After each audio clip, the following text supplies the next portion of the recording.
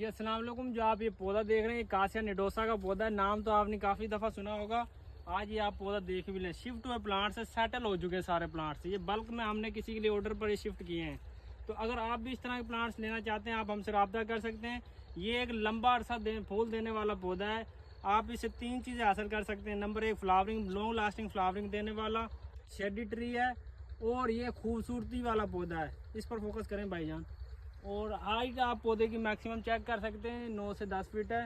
ہمارے پاس ان limited stock موجود ہے. اگر آپ بھی لگانا چاہتے ہیں, سردیوں میں یہ لگتا ہے تو آپ لگائیں اور اس سے فلاورنگ حاصل کریں. خوبصورت اور لانگ لاسٹنگ فلاورنگ دینے والا پودا. اس کے پھول ہوتے ہیں جو گچھوں کی شکل میں ہوتے ہیں. گلدستہ ایک بن جاتا ہے, بہت ہی خوبصورت لگتا ہے. بائی ادھر ہمارے اسٹاک کا ریویو بھی کروا دیں ساتھ میں.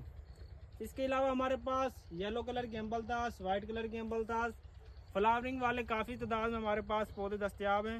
اور اگر آپ فروٹنگ والے پلانٹس لینا چاہتے ہیں آپ ہم سے رابطہ کر سکتے ہیں.